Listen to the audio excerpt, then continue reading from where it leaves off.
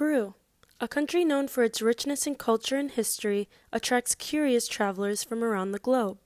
Whether you find yourself in the coast, highlands, or Amazon, Peru holds a wide array of sacred land. Who wouldn't want to visit this country?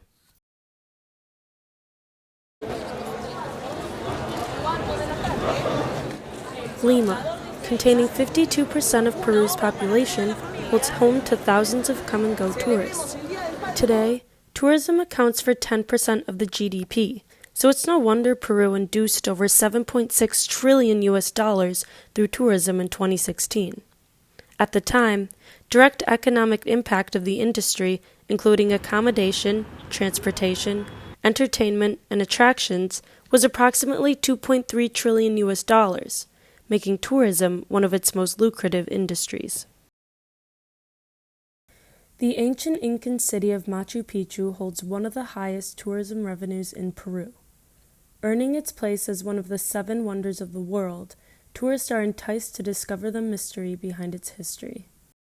Held 8,000 feet above sea level, Machu Picchu features more than 600 terraces to keep the city from sliding down the mountain. Before Machu Picchu became a tourist attraction, the city contained a mere 600 permanent residents. Today, the number of people visiting the restored wonder averages to a couple thousand tourists per day. Peru and UNESCO agreed on a daily limit of 2,500 visitors.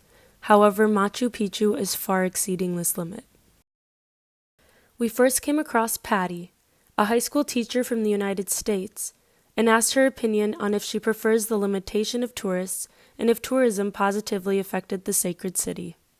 They have just buses come in. I'm glad we can't just come in hordes. I like being controlled from coming here. I don't want to wreck it.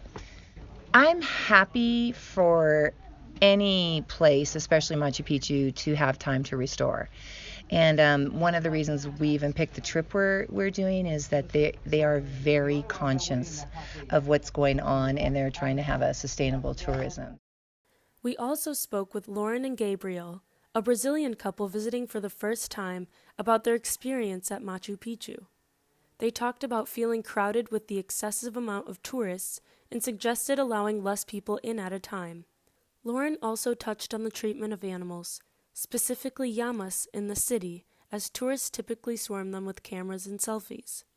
Treatment with the animals, yeah. Yeah. Yeah, with the llamas. Yeah. Everybody trying to touch it. So I don't think it's very nice for them. Overall, visitors did not believe there was much of a negative impact on the environment in terms of the number of daily tourists. For the animals, however, better care for their space and mental health are encouraged.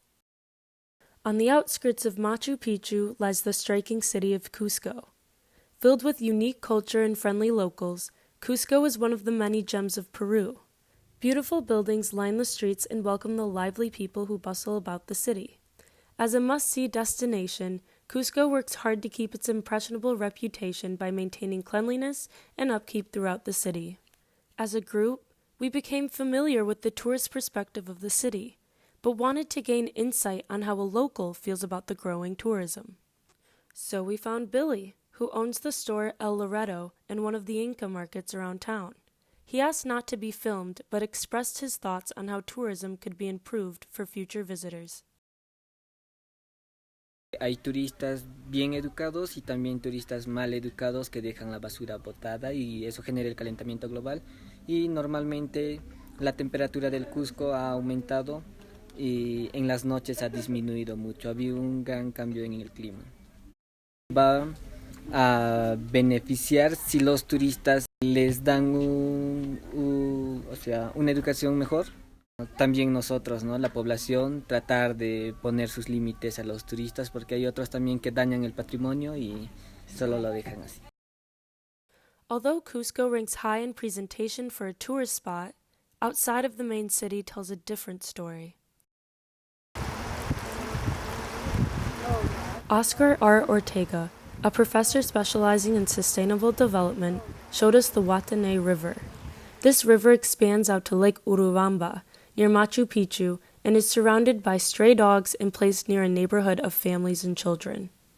The river itself is dead, Therefore, the cascading green water is filled with raw sewage with hints of red from the government-owned slaughterhouse blood. Want to make this area sustainable, would you focus on the economy, would you focus on the social, or would you focus on this? Due to the number of deceased dogs and birds nearby, a permanent stench continued to follow us. It was hard to believe this corrupted river was just blocks away from the museums and plazas we enjoyed the day before. One subset of tourism is ecotourism. Abundant in Peru, ecotourism focuses on natural environments and its conservation efforts on protected areas.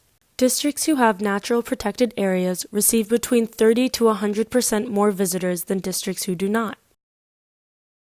In 2017, tourism in Peru's protected natural areas generated $720 million. One ecotourism company in particular is Incaterra. Started in 1975, Incaterra became the first Peruvian carbon-neutral enterprise and serves 200,000 tourists annually. Featuring canopy walkways set at 100 feet above the forest floor and excursions on the Madre de Dios River, Incaterra maintains an environmentally friendly ambiance and is enjoyable for people of all ages.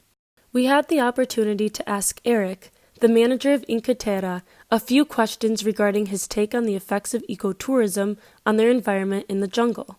I'm working with Incaterra since 2004. Yeah, and why I don't move? Because I guess it's the only company in this area that really want to work with ecotourism, the real ecotourism. I know another companies of tourism around the area, but most of them has the name of ecotourism in the website, but not in the real work what they do. People come around here and they don't have any care of the jungle. You know, they are just, for instance, they're smoking everywhere and throw ecolitters. This is not ecotourism. But every time the Incaterra build a lodge, we try to don't make so much impact. That's why we have big trees around here. Sometimes people say, "Why, it's very dangerous, a big tree." Yes, we know, but we try to don't cut down too much. Working with tourism, we try to put use on your room rules, you know, restaurant rules, bathroom rules. We try so much rules maybe, but it's the only way to try to get people and people understand what is our purpose, what's the goal here. Yeah, this is ecotourism for me. The people, or the visitors, or the guests that come for Incaterra, most of them really understand about the pollution, about the negative impact in the jungle. Okay, there are maybe a little percent that want to just to enjoy this one, but not have an idea. But it's okay. It's our work to explain them. The guide is their job to explain, to do a little environmental education with the guest. Maybe in their countries they never heard about before about that, but once here they understand. Oh wow, this is beautiful, nice tree, it's all green, smelling really pure air, no pollution here, you know, and the peace, just hearing this jungle sounds, just the bird, and they understand it's really important to protect the nature. Maybe in their countries have a little small park around the city, but they care about that, you know. Keep the land. Our time spent in Peru was full of unique experiences and people. We met genuine caretakers of the environment and gained insight on the pros and cons of tourism through a wide span of perspectives. Although tourism is unlikely to decrease or slow down in the future, there are ways to mitigate its cons on the environment. Researching the destination prior to visiting will help you become more aware of your surroundings and influence thoughtful choice of action. If possible, try to visit non-tourist locales to get a well-rounded range of experiences. By doing so, you'll gain more perspective and appreciation for the country you're visiting. If you're not into visiting tourist hotspots, opt to volunteer in communities in need of assistance. By being a responsible, educated tourist, we can maximize the enjoyment of these wonderful locations and preserve them for future generations to appreciate.